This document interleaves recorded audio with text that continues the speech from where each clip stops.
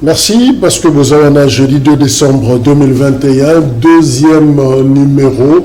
Il y a libre débat pour la Sanzao il y a décembre, mais quatrième pour la semaine Oyo. Tous les Sengwa Koeba été Boza, Ebele, clin d'œil na Bamama Nyoso, au Bazali, en pleine semaine, il y a activisme, il y a lutte contre les violences faites aux femmes, 16 jours, Bazawana, comme dans le 25 novembre, le 5 décembre, Nde Bako Silisengo, évidemment, dans le mois de décembre, on fait également journée, il y a droit de l'homme. Claude également, na Barnabé Milingagno, Azula Dabiso depuis prison centrale Yamakala. On ouvre une parenthèse pour la Kolobake. Barnabé Azalaki condamné à 36 mois. Boyebi année passée, ça fait exactement une année à purger déjà un quart, il y a peine naïe, alors ça, il y a gravité Koloba, Soki, pour relaxer, Libanda, je crois que Ekoki peut causer là une de stratégie, peut causer la formule Moko, Yamalam, parce que la grande question est se poser, comment Batu Mingue Bazana premier détournement, Nde Bazo Bimaka, la prison, soit gracié, soit à Beli, Babimisié, mais bateau, bazan a problème, il y a opinion, Bango, Bazo Tikala, toujours la prison, Kuna, Bango, Babé, la raté, bazan a problème, il y a grâce, bazan a problème, il y a Kokutana, médecin, consommation à propriété, Batikala, toujours la prison, Barnabé n'est pas seul, Henri Magie, Azawana, local, Patrick Azakuna, la Makala, Jacques Lazana Makala, alors Bango, ils ne sont pas concernés, mais ceux qui m'ont détourné, qui, la prison, Soukanango soit il tombe malade, soit Azakunate, j'ai vu Motumoko a commis, à l'objet que Azana prison Makala, Azolu Keska Kamere Azali, Azolu Esika Jamal Azali, Azomo Nabangote, a évité ceux qui basent la cellule nini visiblement comme si Bazakunate Nakati. Alors ça donne une très mauvaise image, quand le ministre de Justice, Rose Mutombo, Azolu Kabiso, ils ont fait sa image, Yamabe, il y a justice, Yambo Kanabiso.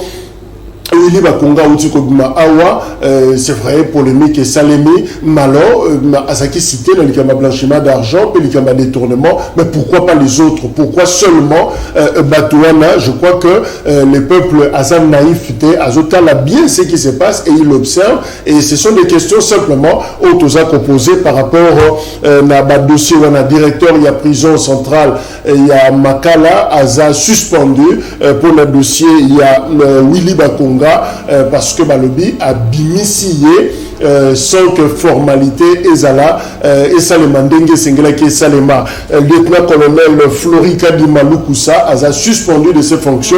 Il y a directeur, il y a prison, il y a centrale, il y a Makala. Simplement, ça fait 48 heures déjà pour la dossier. Il y a Willy Bakonga et là il est pratiquement Nanzoto Kassai central, directeur provincial, il y a office de route Azana Maboko, il y a Aner dans le moment Autozoloba, on a détournement présumé Nambongo, Italie, Misala et Sengreki Basala, na province, il y a Kassai central. Donc pour l'instant, Azana Aner pour entendre Yeba auditionné, Baïba, qu'est-ce qui s'est passé na Mbongo Wana. Soutien de notre confrère Pascal Oonje Omotamba, hier signé as un candidat gouverneur na Sankourou. Alors si tout va bien, Pascal Oonje a coquille comme gouverneur. Évidemment, sondage des copé ça favorable na profil naïe, batoazomo na mabezate, il peut pratiquement mettre ensemble toutes les filles et tous les fils.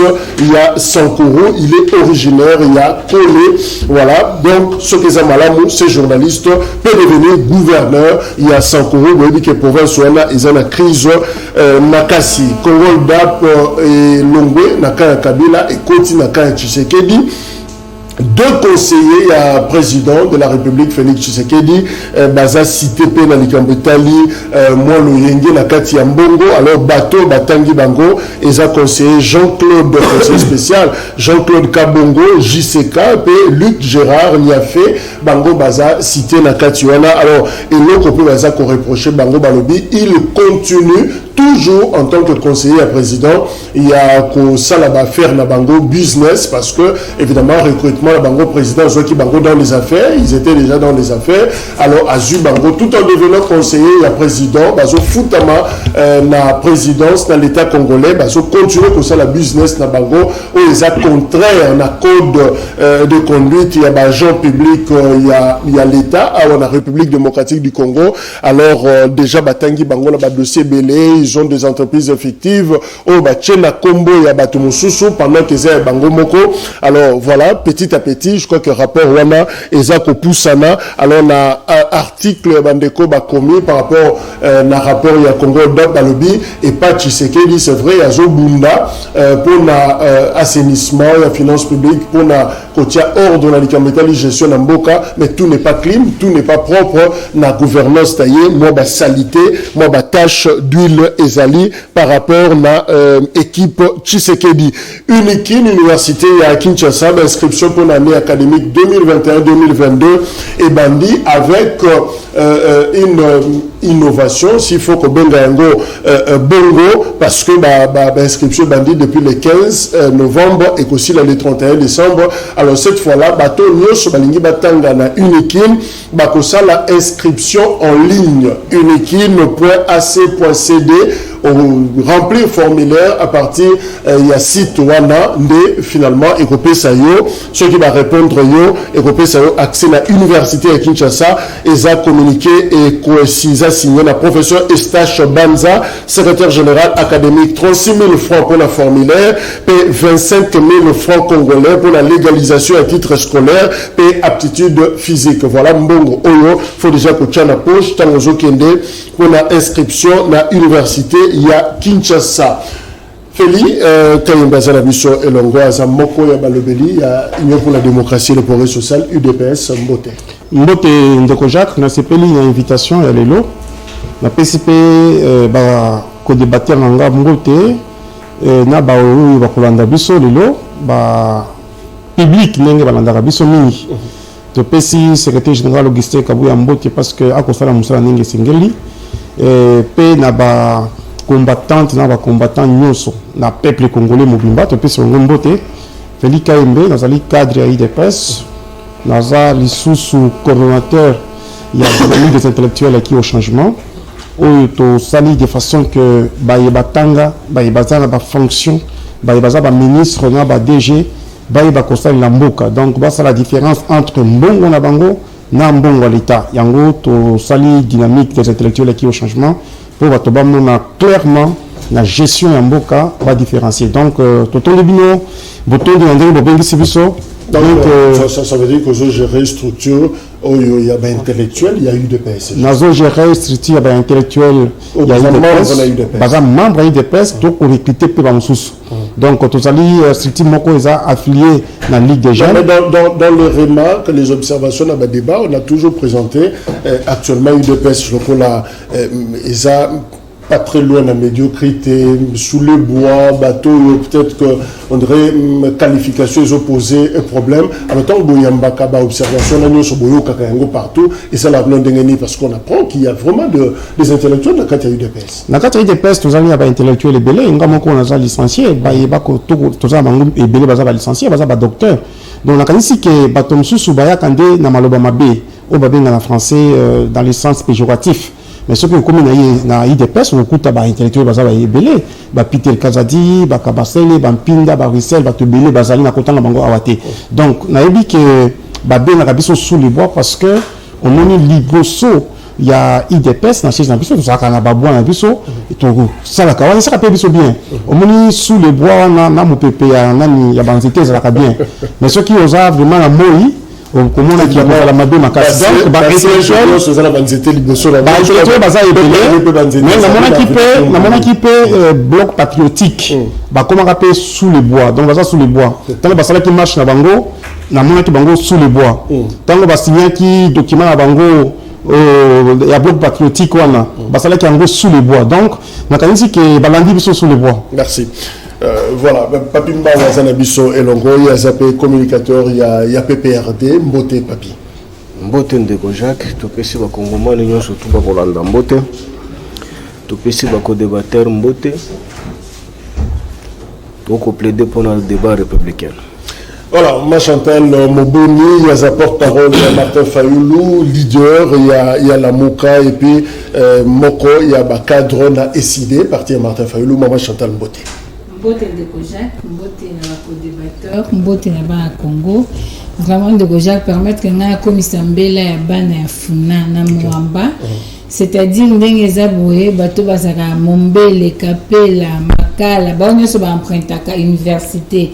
Qui mwenza bongolo basa un problème très sérieux parce que banzela nyonso misatwani eza ya okanga na bongolo baosa musala mais na kapela batimo ya mabulu baziparate ma mbula esali yango lac côté oya na université donc eza moyen te pasi bato moye babimeza te fo beta makolo boleka bongolo après boluka ndinga robima en tout cas mbela na bango to komisi yango bazobenga biso mingi ko ba maman Chantal lobela biso souffrance ses alliés sengeli ba programmer bien misala na bango ne balingi basalela et puis ba tiata route moko secondaire ko aider population pour à circuler librement. Je crois que Gentini Ngobila, gouverneur, il y a Kinshasa, Ayoki, on ne refuse pas que les travaux et salement, mais planification on a et permettra simplement de contourner ça que ceux qui ont bloqué côté au fond la boye parce que la classe Bazali, tu as mis ça la Bazali, effectivement, tronçon on a, même ceux qui ont à partir de Kaouka, qui n'ont comme un rond-point victoire,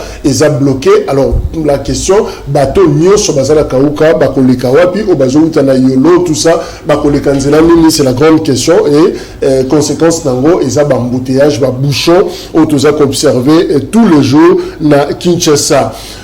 Sujet et actualité ezali notamment cette coopération militaire entre République démocratique du Congo na Ouganda boyebi que 48 heures déjà opération ici et Bandaki sur terrain frappe aérienne artillerie et il y a Ouganda et Zosala Moussala conjointement na FRDC. Patrick Mouyaya, lobby la conférence de presse bien que courant et Katanaki, plus de trois fois en pleine conférence de presse, il y a un gouvernement, mais à lobby que ils ont choix au gouvernement Basali pour nako memakimia na mboka na biso Congo. Alors la grande question c'est vrai, batumsu bazomo na yango malamute initiative voilà nous sous bazomo na yango malamu. Alors malamu na yango zawapi, mabe na yango zawapi, qu'est-ce qui est caché derrière et le Kouana, y a-t-il des objectifs stratégiques par rapport à la coopération militaire Rwanda? On nous annonce d'ailleurs que ADF Mokakima qui côté à Ouganda, Bakangi Zamandefu, tout ça sous Kebele, Bakangi à partir de la photo naïe et Koya. Donc, Ndegaka, général Kassongaloba qui frappe Bandi, Torokanga Bango, effectivement, Bandi Pe, Kokanga Bango.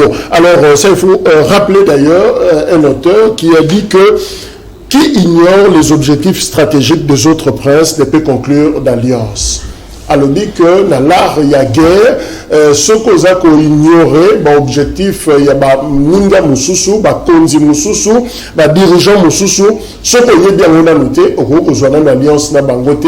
Alors la grande question, est-ce que tu y es réellement Makanisia Yoweri Museveni, est-ce qu'ils ont vraiment frappé ADF seulement to Sukawana, il y a autre chose dans Simanango avant de s'engager dans l'initiative aujourd'hui, c'est la grande question. Tout ça que se pose alors déco Melfeli, est-ce que ça malamu tous à la coopération militaire en accord militaire na Ouganda pour la frapper ADF? Ezali malamu de Kojak, ezali malamu parce que au monique kuna na Ituri na est na biso to kufisi ba congolais ebele, ba tebele ba kufi to sali o to salaki ezo simbate bandakala.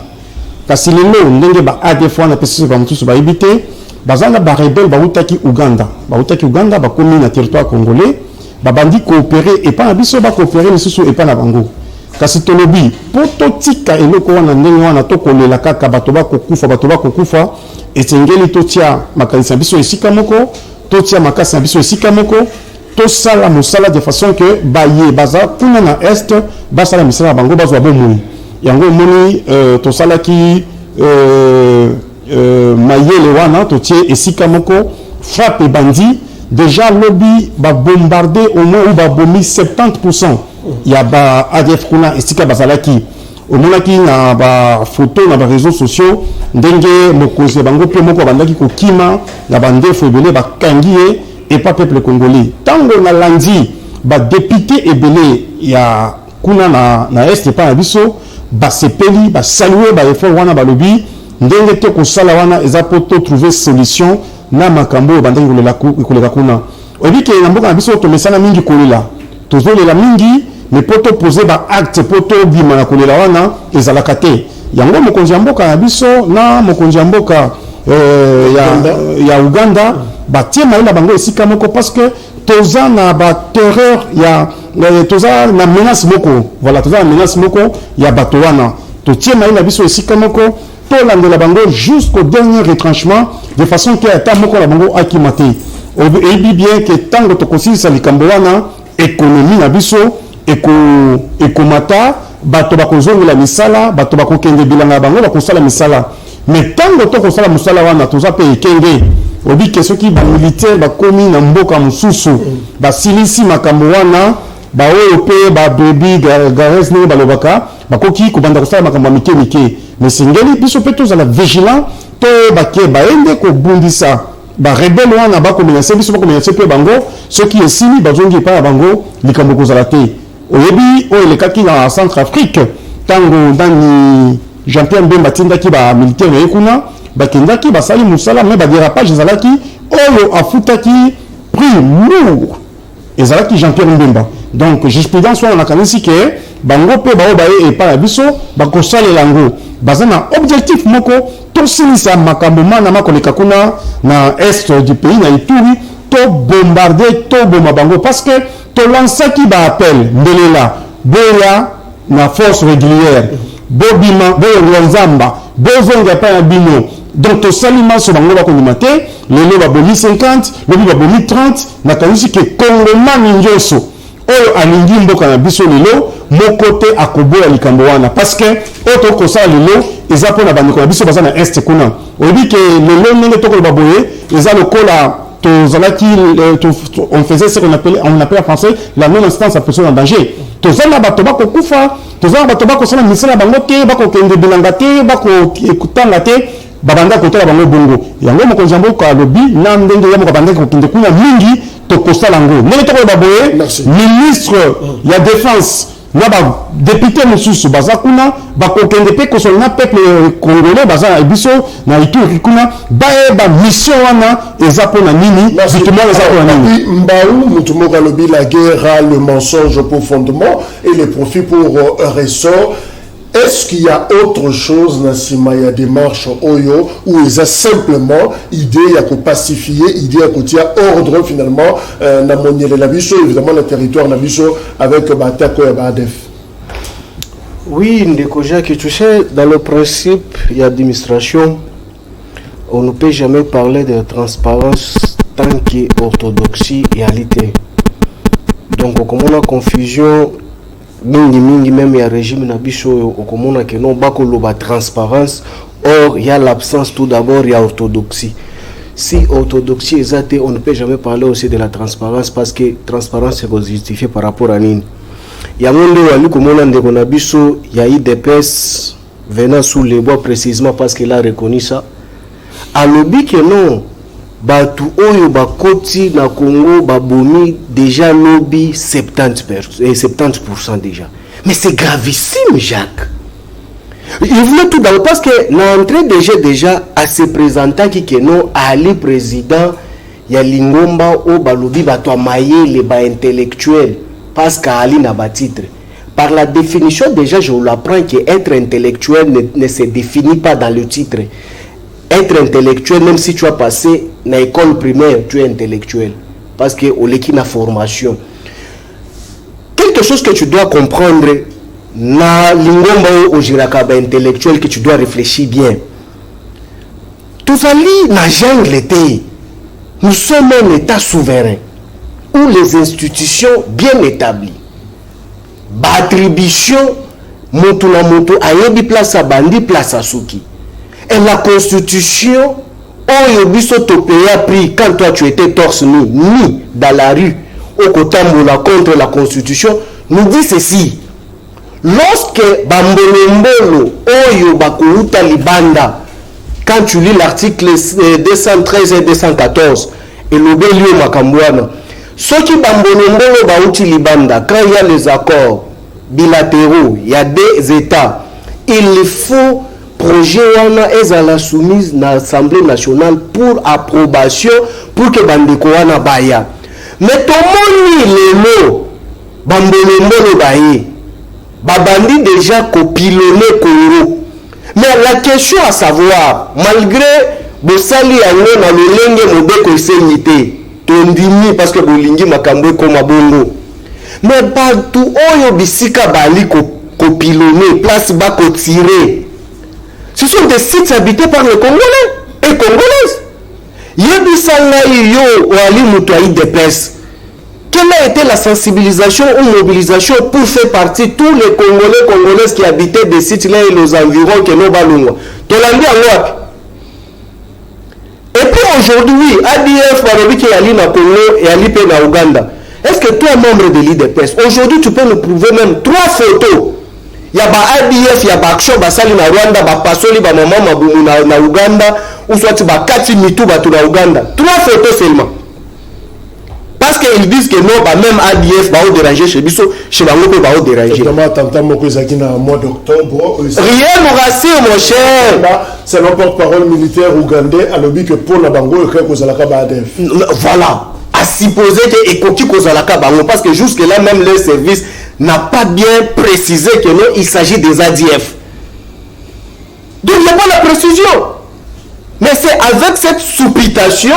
Mais on se précipite, il y a qu'on est la bande quoi na baya. Mais Jacques, réfléchissons, il y a un qui est intellectuel. Ouganda n'a pas assez de moyens comme la République démocratique du Congo. A sombi banje na il y a mbongo muke ya passe. Baela ba masasi na bango, o ba ali ko gaspiller en la République démocratique du Congo. Na retour ya ba bibundeli na bango surtout ba bundi na ngwana. Ils vont gagner quoi? Donc ils sont venus seulement au Congo gratuitement, pilonner, BBC, lobby surtout et puis bazongi chez bango gratuitement au profit, rien, compteur zéro, même basodana, bango ne ba ofuta bango. Mais parce que toujours bundi c'est ennemi commun, ça dit bango peut avoir un intérêt na réponse militaire. Yo moko outi koloba yawa par rapport à message apporté par na bango, l'ennemi commun n'est pas identifié chez eux. Balobi que c'est à supposer que non ce sont des ADF. Mais ils n'ont pas précisé que non, ce sont des ADF avec des preuves palpables. Pour preuve, le ministre de la Défense Nabango a allé devant le Parlement en Ouganda. Ouganda peut se surgir à nous dire que non. Pour comprendre géo parce que le gouvernement et le Parlement ne sont pas saisis, le Parlement ne sont pas saisis. Il y a déplacement, il y a Bamboulou, le peuple qui est dans l'Est de la République. C'est gravissime. Bon, cela veut dire que ça coupe la mikaka na ndeko Chilombo, na ndeko Yoweri Museveni. On tourne question malamu wa ndeko Jacques. On oublie yango, est-ce qu'on maîtrise bien Yoweri Museveni? Non, ce n'est pas à nous tu vas nous poser. C'est le régime ici, le régime chilégien. Est-ce que Bayebi Ouganda, avec leur mission bien précise que nous les pères a refusé depuis que nous connaissons au pouvoir, pour ne pas céder à l'Ouganda Kota Nakatia Mabere Navito pour une action quelconque. Vous le savez. Et Kabila aussi a refusé. Mais aujourd'hui, Ertoye Malamoko Bapesi Bango. Soit la vie aux Alindeni. Et puis tu refous à Bango Boni. Comment éviter? Parce que Batou Bakoya, Bango, Basala reconnaissance, il y a meeting Ariel avec Angola. Nous avons dépensé beaucoup d'argent. Mais si on est apporté au Congo, le même régime, on a considéré que le régime est bon son nom. Même les biso américains, awa. Jacques, il ne faut pas oublier, il faut expliquer aux Congolais. Les Américains sont na Est. Na ba Kenyan. Mais les Kenyans, nous avons des fruits na bangote. Mais vous amenez encore les Ougandais et les Rwandais. Mais on surtout équipé dans le parc place de minéraux Ali et Béli. Merci Toro. Et puis on a conchité. Je précise encore. Alors dit que non, Jean-Pierre Bemba a dit qu'il militaire. Non, tu es intellectuel, c'est que tu t'es présenté. Il faut bien réfléchir. Jean-Pierre Bemba a envoyé les militaires tout en état comme milice. Ils n'étaient pas considérés comme une armée régulière. Même dans le procès, il fallait qu'on fasse la mato ou bien pour Tanga. Jean-Pierre Bemba, à cette époque-là, n'a engagé par la République démocratique du Congo. Les militaires qui étaient considérés comme des milices dans Centrafrique. Mais ce qu'elles pouvaient subir, c'était tout à fait logique. C'est comme moi aujourd'hui, je me réveille avec Amouna Sapou, Je peux subir tout ce que je peux. Merci, Maman Chantal. Finalement, est-ce qu'on peut dire que Félix Tshisekedi joue au Machiavel parce que, à l'objet, si le prince parvient à sauver sa vie et celle de son État, tous les moyens qu'il aura utilisés sont honorables et acceptables. Bien que Denis Mukwege à l'objet, c'est inacceptable, mais à l'objet, Mouya Alobi, c'est un choix. Au Basali pour sauver Congo. Ce qu'ils ont pour délivrer Congo, na Job, il y a ADF, mais tous les moyens sont bons, même si on marchait sur la procédure, sur la forme. Merci de Gojak. Nangina rappelé que Batongambo quand je veux rappeler que tant que journaliste et RFI a révélé qu'il m'a envoyé la troupe ougandaise, mais on a porte-parole au gouvernement qu'on y est présence na Bango. Et après, subitement, tout le monde va comme que ça la action ils ont l'accès qui va dans le terrain. Est-ce que ça là qui c'est qui pardon le peuple congolais pour le coup Yami Balé. Nangina tuna histoire ezo bisabiso que ba Ougandais na ba Rwandais ba agressa ki Congo na 2000. Ba sala qui guerre à 6 jours, il y a le rapport des Nations Unies où est ici agression ougandaise, parce qu'aujourd'hui nous parlons de l'Ouganda, dans le Congo démocratique. Et puis leur culpabilité est déjà établie dans la Cour internationale de la justice. Et il fallait foutre à RDC 10 milliards de dollars. Foutre à noter. Ça déjà coupable. Au-delà de ça, besoin à Bango et Zalimini, ils ont convoité la richesse na biso. Bazaka na poso kozwa mabele na Congo. Ndenge mona ba Rwandais. Aujourd'hui, on a pu à se poser des questions sur les objectifs spécifiques au Ouganda na Congo. Et ça portion de terre, et ça mouillé ba minerais, et ça ba richesse à Congo. Et puis je veux rappeler la mémoire collective. N'oubliez pas l'accord cadre d'Addis Abeba. Vous aviez vu Sarkozy ici, dans l'Assemblée nationale, pour dire que nous devons faire l'exploitation commune. Il y a des richesses na biso. Nos amis de l'UDPS, donc, bazin na kati nzela wana. Bazin na kati nzela wana. Tout comme nous bomba sous-fasté parce que tout ce qu'ils font, ils ont pas ça. Vous pouvez imaginer, Mouto a violé, Mouto a yibi, a bomi, pas au koba koboma. Mouto ana lelo, bofé ça a un accord secret. Et surtout que l'accord ni dans le journal officiel, le journal officiel était présent en matière sensible. Mais l'article 214 de la Constitution, ils enseignent que pour faire de tels accords, il faut une loi. Il faut une loi. Sinon, tu es allé haute trahison. C'est du Congo que nous parlons. Le Congo est allé propriété privée à Moutumokote. Il y a eu deux pestes. La République se gère par des lois, par des textes légaux. La République se gère par des principes de gestion déjà établis, officialisés. Vous faites des accords avec l'Ouganda. Accord avec Bosso Bossoli à Banzela Boyebi Prité. Accord Bosso accord militaire Boyangani. Après la Sima porte-parole, il y a un Ougandaise à Lobo Yango, Bokomi Kondima. Mais dites-moi aujourd'hui, bon nommé ex-rebelle M23, Mukunzia, il y a Nakati Makambetali, DDR. Et puis l'objet ADF, et ça qui n'a iturité, n'a iturité qui bamboro. Mais ADF est comme iturité. S'il vous plaît, c'est de notre pays qu'il s'agit. Donc, il faut ça le bloc à sentimenter. On ne peut pas, au nom de la recherche à la légitimité extérieure, ou au nom de la recherche à se pérenniser dans le pouvoir, tout le monde brader un non, c'est de notre droit en tant que citoyen congolais et citoyenne congolaise, tout boyango. Maintenant, dites-moi aujourd'hui, Bayen à Congo, Bayosani, ADF est d'origine ougandaise. Barabel a fait rebelle par Bangote Ponani. Si quoi Bango Bayen à Congo, Bayen Konukani, Mbona la biso no bafutate. Basa la minduki na Bango, biso ne de pesi ba minduki parce que c'est aux na embargo. Minduki ba sa le uchi wapi. En réalité, le Goni bazoluka. Sous état de siège. Pourquoi co-signer un accord dans les traités internationaux? C'est prohibé par la Constitution. L'article 214. Et le bango. Mais pourquoi on doit violer la Constitution pour la makambo, tozali ko comme ça sous pour mboka ya biso na danger. Docteur Mukwege a le bien. Les mêmes causes produiront les mêmes effets. Oyebi soki mutu akendaki azongi c'est kabosana ki eloko. Eloko ni baye ko luka la Congo na bazwate. Bomengo bazoliba, basi ba violer, bakingo bazokata. Pour dire que cette histoire ezali penza opprobre pour la nation. Ezali une humiliation pour la nation. L'agresseur ne peut pas trouver de solution au problème. Parce qu'il a agressé le Congo pour la richesse à Congo, pour la mabele à Congo. Est-ce que Bobengie a le barabel nae parce que tu as passé mabele?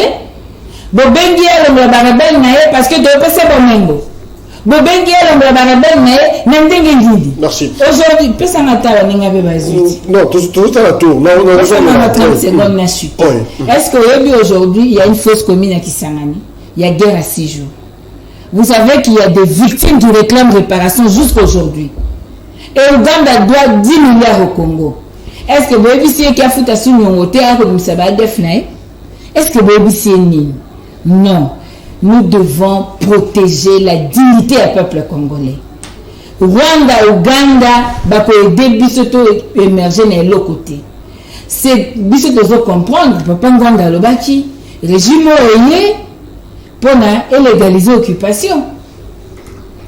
Lelo otomoni et pour repartager la richesse na biso. Ou bien il peut faciliter l'agression à Congo, bako officiellement la Congo. Merci maman Chantal. Alors Ndeko Feli Bosolo la Kinini, effectivement, ceux qui ont une information dans ce sens, c'est vrai, intervention ougandaise, bien que conjointe, ils a gratuité, sûrement, Bayokani Basolo les Lokomoko.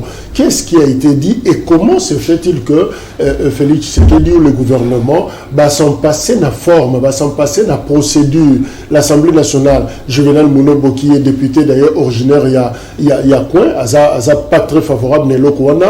André Claudel Loubaya, tout un qui a déclaration on ne déclare jamais la guerre à l'insu, il y a population, à l'obbi yango.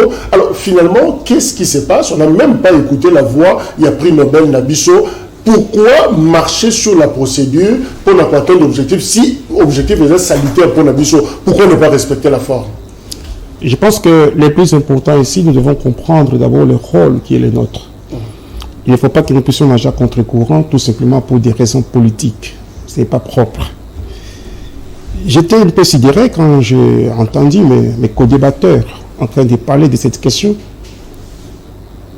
sans en tenir compte, bien entendu, de la vie humaine. J'ai fait un débat ici avec Maman Chantal, que je respecte beaucoup. Elle m'a dit qu'elle souffrait dans son cœur, dans sa chair, par rapport à ce qui se passe là-bas. Parce que ça a quoi, le Lingala, tout à fait. Parce que et je connais les débats que j'ai eu avec Maman Chantal. Et donc moi-même, j'en souffre. Tout Congolais souffre. Mais pour des questions politiques, pour des raisons politiques, ceux qui ont zongi, ont découragé, il faut Rwanda, ils allaient m'abaisser. Ce qui est vrai, c'est quoi? Ninga Koloba, dans mon thème, ils ont bien, ils ont décision à Malamu, mais juste pour la comité de la population, elle ne peut que défendre les points de vue de son parti politique, ce qui est tout à fait légitime. Ndeko Jacques, Mimi Mokonjamboka a sololi na Museveni. Na utaki koloba awa, tous na ennemi commun. Lorsque vous avez un ennemi commun, il faut que vous tiaba effort ici kamoko pour vous attaquer ennemi wana. Mais là koka monenge bandeko ba ko anga na wake ba ADF wana ba kuzo commettre ba bavure pe na Uganda. Il n'y a pas très longtemps ba sala ki pe bozo bakuna. Mais ceux qui disent que les gens ils ont des moteurs mabé. Et puis que batoba kokufa kuna na est baza na makila moko na biso. Ezu bango ezu biso. Yango président Jean-Marc Kabunda lobaki tango bayambaki ministre de la défense kuna ceux qui bomoni ke bakomi na maluku awa beaucoup ça là tout de façon que Bitumba est ici là-bas pour protéger la fonction de Bino. Mais je ne peux pas comprendre comment est-ce que Batoba Koloba Makambo a le cola, Boni Moutou. Ezali décision salvatrice au Mokozambo Kazoui pour sauvegarder le territoire national. Ce qui va le but était Ezali Ndenge Sarkozy Aki Koloba Awa pour Tomi partager richesse wana. Ezali Lukuta maman. Ezali Ndenge Makamba Bitumba Batoba Kokufa Kuna.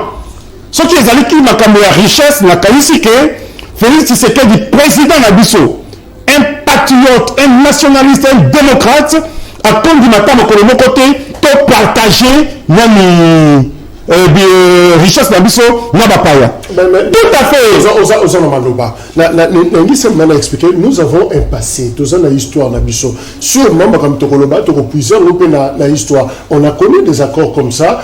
Par exemple, pour chasser Mobutu, Afdel, à 56 Batou, Baye. Effectivement, à l'époque, discours, on a coupé Mobutu, et ben, pour tout le monde. Tout le monde était d'accord, y compris l'UDPS, y compris tout le monde. Mais seulement, c'est après, tant que lobby n'a pas soda au Baye, qui besoin pas Nabino, 98, au ce qui nous est arrivé. Zimbabwe, Angola, Namibie, Baye, quoi, pour Yébi la deuxième guerre, au Yébi, finalement, c'est qu'ils ont fait de la Gécamine et les autres. La grande question est ça. Pas sur le malamouya opération. Tous en a le kunate. Tous en a ba yokani nini. Ça dit ba avion, artillerie ou gandé de tout ça là. Ils ont fait. Tout le monde ont fait. Il y a pas de problème. Donc on a dit que tant que tu poser problème, tu es responsable. Tu poses problème le coup la bande mikete. Tu ali ba responsable. Ce qui ba ugandé ba ye awa.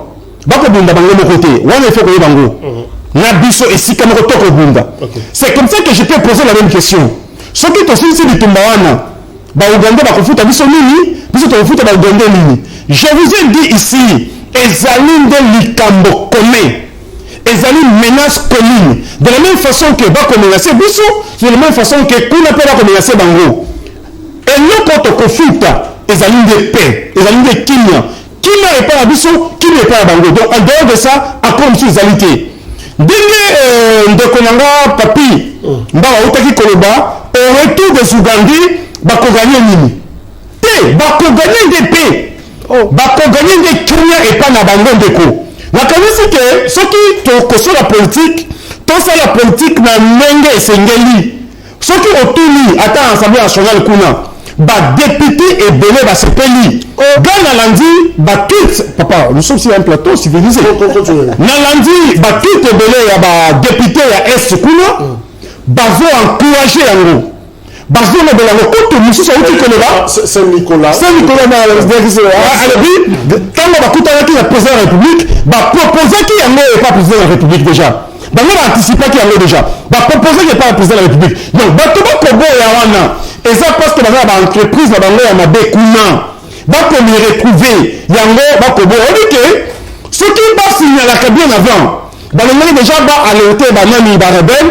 Écoutez, ici, nous sommes en train de parler, on va attaquer Bino. Mais ce qui est déjà en Balamoko, si prendre le bango, il y a un homme qui méfiance dans l'institution, là-bas, quand député, parce qu'on n'était pas trop sûr, quitter les groupes armés. Moi, Mbappé, ça m'a information les agité, c'est ça.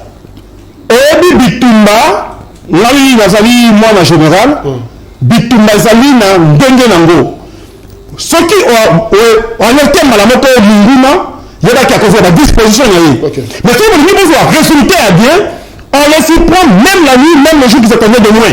C'est comme ça les techniques, il y a Bitumba. Donc, là, on a ici que, et nous, ils ont des résultats autocoluka. Mais nous avons comme un de papi, maman Chantal, on voir les résultats. Donc, on a dit que, vous proposez de côté, mais vous allez raquer, Basali Mabé. Ce qui va venir, Basali Mabé. Les autres aussi décision pour te claquer Bango, Tanga Bango, to Sera Bango, to Sali Mabé. Venez faire une opposition propre. Proposez aussi quelque quelque chose. Merci. C'est très important. Alors, est-ce qu'on peut se concentrer sur les résultats et opérations OYO et quand même fermer les yeux sur la forme, sur les questions de forme? Kobo, ça a quand même une procédure, il fallait faire ça, il fallait tout ça. Non, tu sauter même le bilan qu'on a, tu looké dans nos résultats, il y a opération. Est-ce que tu as dit qu'il y a une approche? Ndeko Jacques, oyebi o babengi na droit la jurisprudence yali eloko moko yali na mutu ya mingi. Soki alaki ba Sénégalais bayaki bongo ata tubukaki mobeko, je pouvais bien comprendre. Mais toali na batu oyo bakobundisa biso chaque jour. Et puis quand ndeko na biso ayi depesa kolobaka Uganda ali na insécurité. Mais ça c'est une malédiction de l'IDPS même sur le plateau, d'avoir géré même le pays. Avoir même les communicateurs comme de mon frère Eki, Félix Kayemba. C'est une malédiction même sur le plateau. Mais Ndeko, ce monsieur a collé batté que si na moya lelo ba ADF ba pour vivre na cité. Monsieur, les ADF na Est, ba li ko vivre na cité kakande. Mais oui! ADF akofanda na ndako na Chantal bo éviter qu'à ADF. Avant de ndako na éviter qu'à ADF. Mais quand il faut opérer, ba na code la bango ba pesa naka ba opérer. Mais ba groupe ali ebele ba msusu ba ali na zamba. Mais ba tuno so ba ali na cité bo ali ko kanga bango lenge nini. Uganda n'est pas en sécurité. Je t'ai mis en épreuve ici, c'est là qui s'engata 3 photos. Oh yo so mona na Uganda, babomi, ba ADF, babomi lokola ba obuma chebiso. 3 photos seulement. Attends ni balé pour ne pas te faire mal à la tête. Mais tu dois nous parler de l'insécurité ici. Non, mon cher, sois sérieux. Sois sérieux, il s'agit de Congo. À qui Moussika nous dit que non, au nom de la paix, il faut payer tout. Ndeko Chilombo, Aza patriote ne peut jamais accepter à céder et le Congo pour les intérêts quelconques. Non, monsieur, tu rêves. C'est pourquoi j'insiste que c'est une malédiction. Monsieur Chilombo est allé signer le contrat avec Kagame. Nous avons cédé le minerai Nabiso sans contrat. Est-ce que toi tu peux nous parler ce que le Congo va gagner au retour? J'ai suivi votre conseil de la présidence, je précise bien, Bilomba, surtout Congo. Et le dit, nous sommes disposés, nous allons donner tout ce qu'il faut donner en matière première au nom de la paix. La paix se négocie, dans l'état de faiblesse, besoin de minerai Nabiso Babien à Congo, vous sacrifiez. Mais vous faites quoi? Quelle a été votre vision quand vous étiez sous les bois? Parce que Kabila est incompétent, il n'a pas pu gérer guerre à Est. Quand vous allez venir à la seconde de Bogossil Sangou. Donc cela veut dire que vous avez déjà la carte bien préparée. Une fois au pouvoir, vous allez l'exécuter. Mais vous êtes au pouvoir, mais vous avez cédé. Kagame traite nos matières premières. Comment gagner nous? Quand expliquez-nous, nous gagnons quoi? Affaire Angela, Uganda, nous avons donné le marché.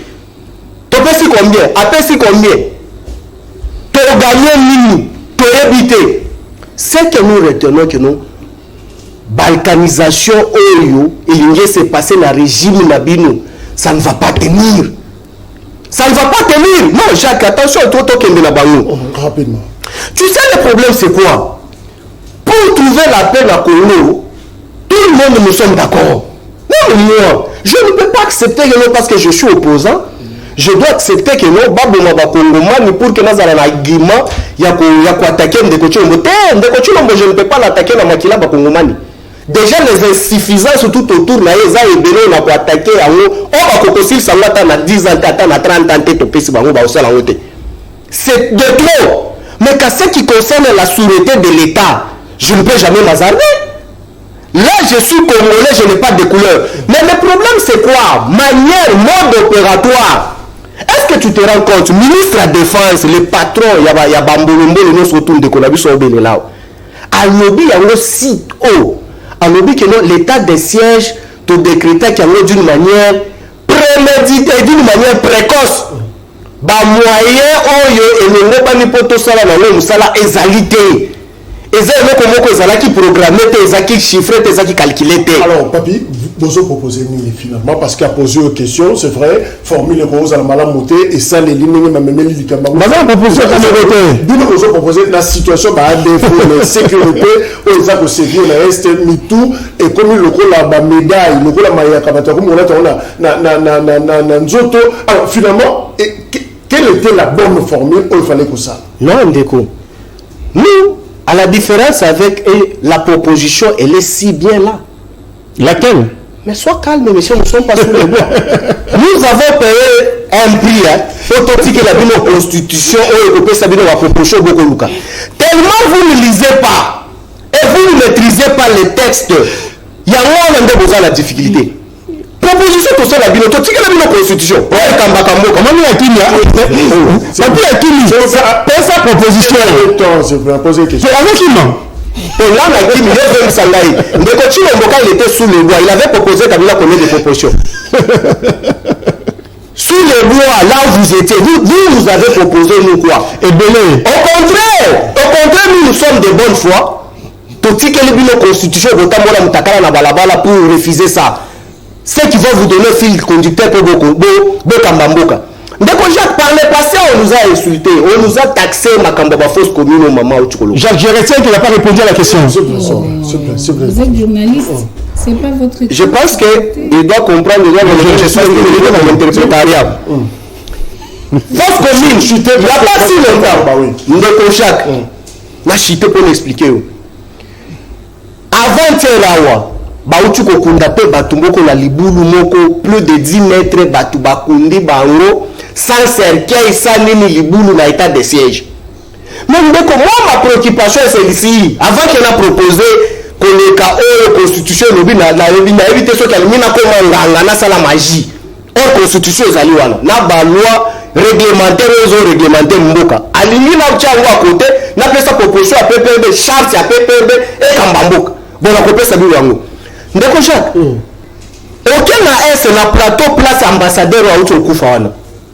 Américain bazali wana o ba meme la biso c'est très important j'insiste ba ya un roi pour que bakanga ba ADF wana les chantres de l'union sacrée ici du PD ya IDPSO ba yembe la biso que no Kabila ko sambwa siko ba mindele baye ndeko Jacques na état de siège to souligner yango awa o ba ko yembe la biso et bimisi miso rebele na Congo nani to évaluer en note to mona statistique na le ali nini. Mais mais ce que je reconnais au moins dans l'état de siège, au moins que le gouverneur là, il a le temps, il a qu'à violer les textes légaux, à signer Bankasa, Bakosala, Balotissement, Yamadele, pour merci. Maintenant, Chantal, est-ce que tu crois que raison d'État oblige tout ce qui était inacceptable comme acceptable? On ferme les yeux, forme, procédure, tout ça. Mutakote Kambo Kazate, Kaimba Utiko Kolobango, on est allé comme Bangate, l'autre Futa en échange, il y a opération Oyo conjointe et Zakimia. Mutakose la Moulingue Loko, Azate, RDC, au sein de Ouganda, l'autre, Ouganda, au sein de Zélo, Pamba, à Kozwate, je crois que Kaimba Utiko Kolobango. Est-ce qu'il y a encore des craintes? On a aussi en même temps d'antenne. Nous allons mal. Dès qu'on a rappelé en 2012, le 6 septembre, la troupe rwandaise est côté na Congo. Papa Etienne Tshisekedi a qualifié Kabila de haute trahison. Nous a rappelé, vous avez aujourd'hui besoin de la vie humaine. Le régime n'a pas désacralisé vie humaine. Bachantre à état de droit, Bobomi d'Avinkal à la pointe Marchaki. Bobomi des Fao Palouk. Aujourd'hui, Gauthier état de siège en violation de la loi qui ne fait que compter les morts. Nous sommes à plus de 1100 et quelques morts. Donc vous êtes mal placé pour parler de la vie humaine. Aujourd'hui, le Congolais est devenu une valeur résiduelle. Le Congolais est chosifié. Même le minimum vital pour une famille, les insultés. S'il vous plaît, respectons le peuple. Au lieu de comment pour la comité de la population, Maman Chantal Azolo Bamambolo Bawana. En d'autres termes, vous reconnaissez que la population a d'accord la Maman Chantal Azolo Ba. pour la population sombanga, c'est que nous avons la voix à la population, nous avons le bas pour sa population. D'où vous faites un aveu que ce que vous faites, c'est anti-population. Je veux te dire ceci. N'a persisté. Vous êtes dans la continuité accord cadre Addis Abeba. Pour sa exécution là. Aujourd'hui, le Rwanda exploite les gaz méthane. Aujourd'hui, Rwanda lingia le tir na Congo, na Goma, ba village moderne pour 30 millions de bozangité. Aujourd'hui, vous allez accord na Rwanda. Azako zoaba biloko na biso muto azala exportateur à colton 5 ans à colton na date naye le lobo pesier feu vert à ça la usine à raffinerie à or na biso. Et aujourd'hui Goma est comme aéroport international, Rwanda est comme une valeur que les société nationale. Mais c'est vraiment ça, ce sont des preuves palpables aux l'examen. Je voulais vous rappeler que le président ougandais a lobby que bango la bunda qui peut battre kimi na mboka na bango moko. Un état, c'est comme un corps, ça doit avoir les anticorps. Les anticorps d'un état aujourd'hui, c'est armé, c'est la légitimité. Mais aujourd'hui, besoin qui peut armer, besoin de désacraliser armée. Besoin de faire place dans Bangote. Il est allé même plus loin pour parler du sida politique. Mais ici, chez vous, besoin de Yemba, besoin de l'Inde, au lieu de Kassoni. S'il vous plaît. Nous avons les soi-disant américains. Besoin qui bobeti tangwa wa baye. Là aussi, ça va ADF. Tu vas là-bas Kenya, tu vas là-bas Rwandais, tu vas là-bas Ougandais. Mais dites-moi un peu, vous auriez combien d'armées dans Mboko pour l'objectif mini, pour la côté pays, la stabilité et interne et externe, ou bien pour la balkaniser le pays? Oui, je suis Bohomès. Je ne suis pas d'accord avec votre façon de faire. Na yebi histoire mboka na ngai na vivre on na vivre na Kisangani na moni fausse commune na kenda sur place na koma parce que j'ai perdu aussi le mien. Donc ndeko na ngai, ce n'est pas parce que batu bakufi que il faut que nous a solution ya muto ya bomaki batu lobby. Ce n'est pas parce que tozali na état à faiblesse qu'il faut tout ça l'accord na bateau en réalité na Congo baluka kimi ya Congo te parce que une fois kimi ekoti na Congo bango ba déstabiliser pour la bango eza no job. Il faut Congo bitumbe zala pour bango ba vivre ba numéré ndeko ale fokaza yaki na terrain pour bango ba exploiter illicitement. Autorité de l'État est réellement établie. Ils ont intérêt à protéger des ordres dans le Congo. Mais moi, Chantal, dans le cadre de l'opposition, vous avez proposé Nini. Non, excusez, désolé. Les États, il n'y a que question d'intérêt. Parce que vous négligez, vous négociez en faiblesse. Parce que vous êtes en carence à légitimité, pour que vos considérations extérieures. Mais nous vous disons ceci, sans la légitimité populaire, sans que le peuple congolais se retrouve dans ce que vous faites, légitimité correcte, nous sommes la guerre communicationnelle, vous allez jusqu'à dire que Babomi 70% des ADF, mon cher frère. Nous devons éviter le fanatisme avec. Il n'y a pas moi, de fanatisme. Je parle de mon pays. Je ne parle même pas de ma couleur politique. Cette histoire, Nalandela Kango Makasi, parce que ça va de pair.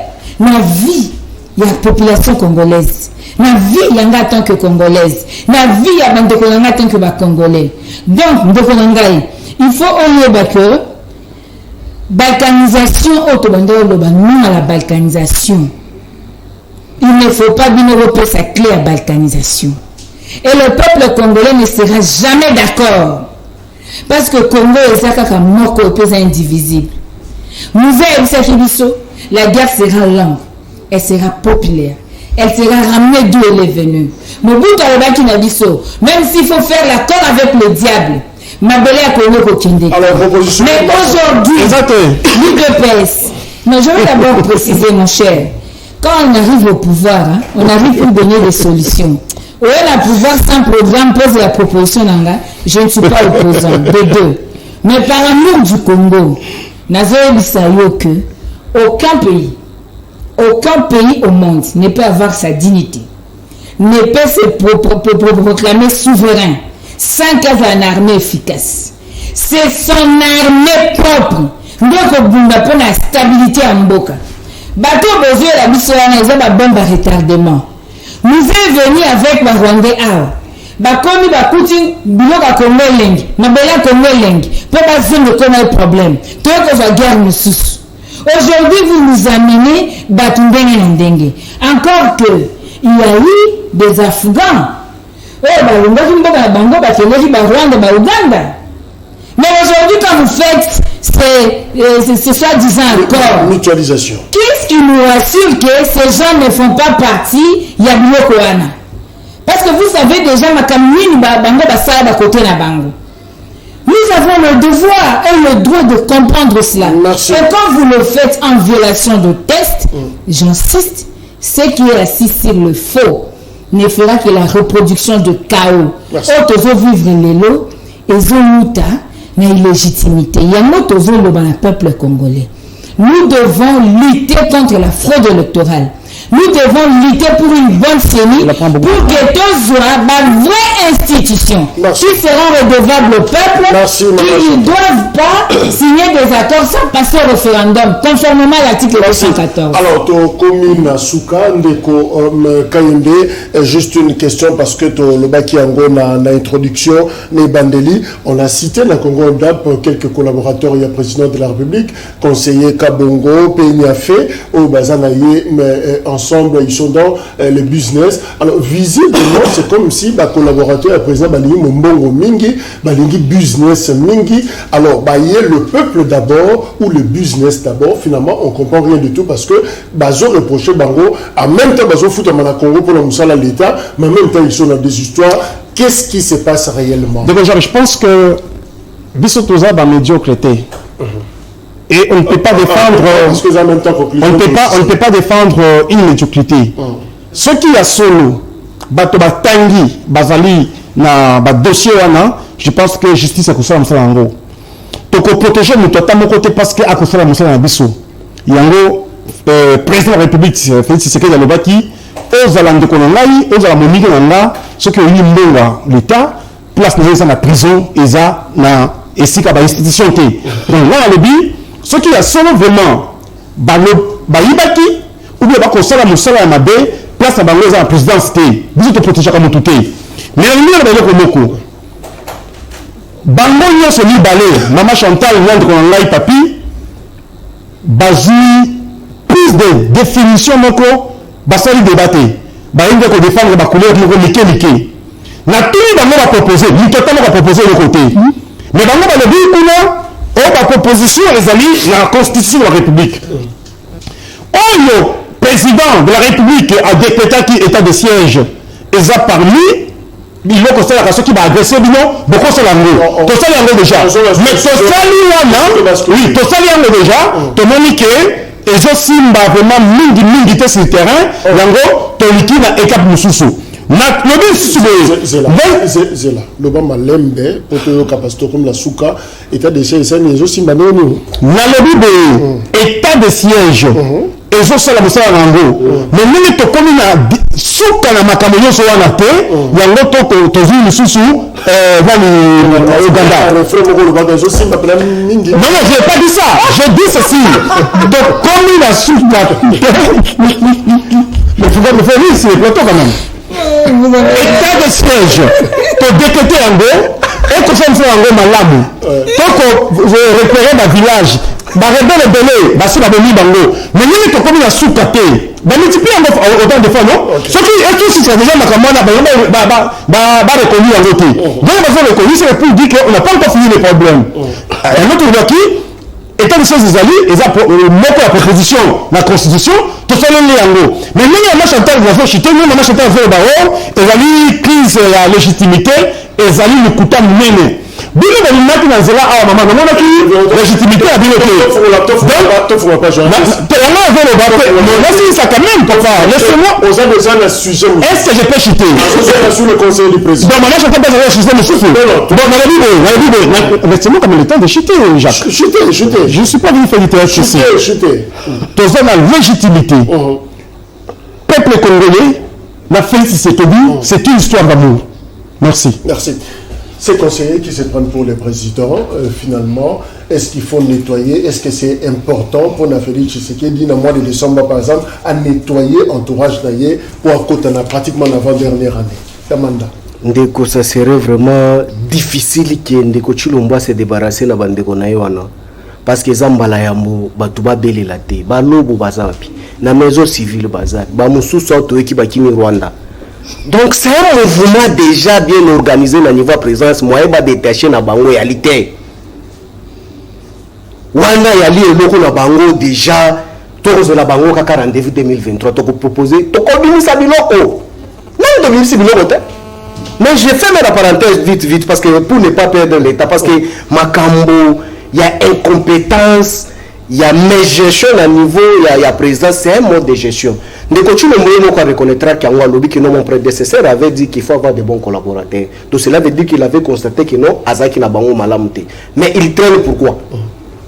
Mais elle est beaucoup à traîner. Nous avons qu'il ne signé pour la bangote. Et encore moi, comme je n'ai pas le pouvoir, donc je n'ai pas encore l'onction à perdre là au-dessus. Ndeko, je te dis, je te confirme encore. Voilà la malédiction. À confirmer, non, avant on a confirmé. Alors que non, Ndeko Chilombo. Amour naye ndeko j'en fais partie na peuple wali koloba définition peuple wali ni Fayulu ali na kati Shadari ali na kati Nana ali na kati. Est-ce que nous sommes d'accord avec vous? Il s'agit de quel amour que tu nous parles avec Ndeko Chilombo? Je parle de la langue de la majorité. Non, quelle majorité que vous avez vous? Le peuple est majoritaire et le peuple là, la définition, ça tu vas le savoir. Si vous êtes sur la théorie. Oui, c'est pour te dire que tu te dis que tu es intellectuel. Il faut comprendre qu'un tessin ça va beaucoup utiliser. Je suis un intellectuel, c'est pas. Oui, mais ça se discute pas à toi de me le rappeler quand même. Non, ça se discute parce que tu en parles de mal. Tu en as parlé mille fois. Je mets chaque chose à sa place, monsieur. Définition, il y a peuple et militantisme. Il faut faire la différence. Ndeko nangai, non chité. Ndeko makambo ya Rwanda. C'est notre république ndeko nangai. Tu sais que dans l'Ouest Afrique là, ba uchi ko benana avion là et qui takali sous-souté. Pourquoi? Numéro 1 agence à renseignement ya mboka wana na beka kotanga kombo. Aken agence pour somba billet. A côté l'agence pour somba billet, a côté Jacques Kalonji. O batangi na mikili bisika gouvernement futa missionné de l'époque pas formé bango la spécialité à renseignement. Mais c'est lui chef d'agence. Mais c'est un danger public ba benga bango butu. Ndeko ici à Kinshasa, Rwanda et Kiti.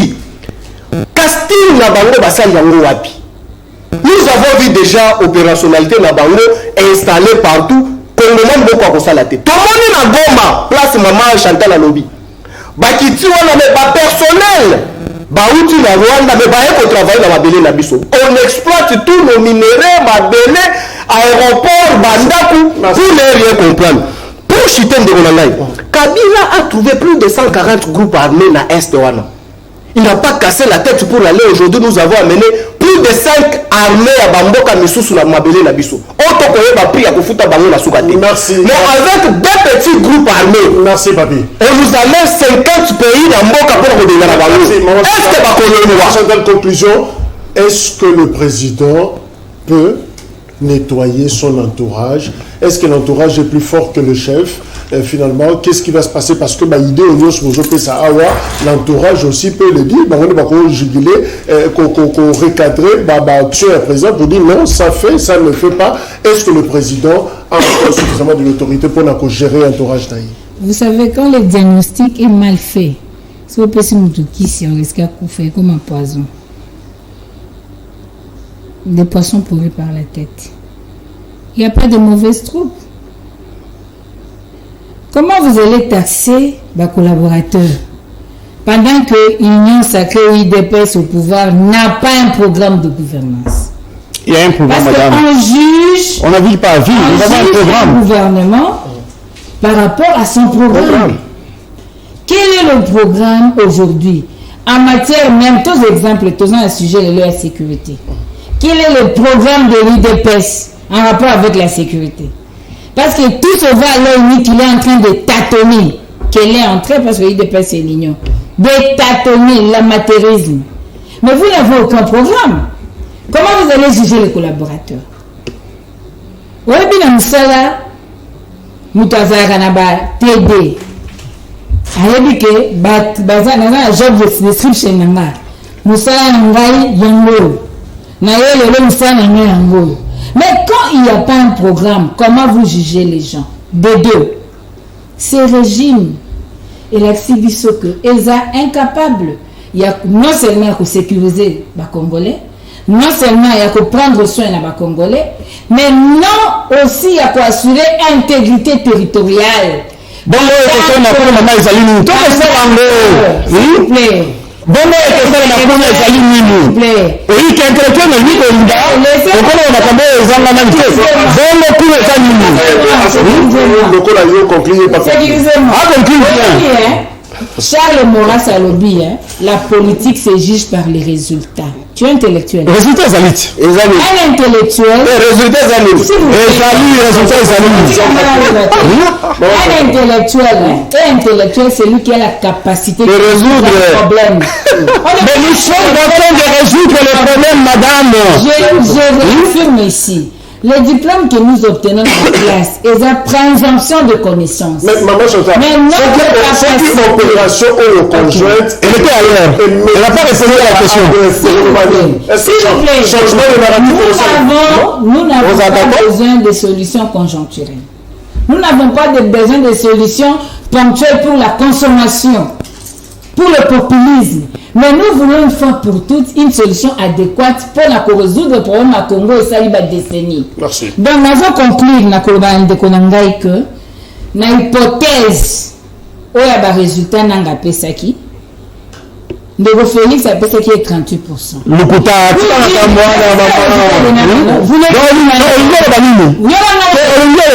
même pas informé. Je suis bien informé. Pour dire qu'il n'a même pas la majorité.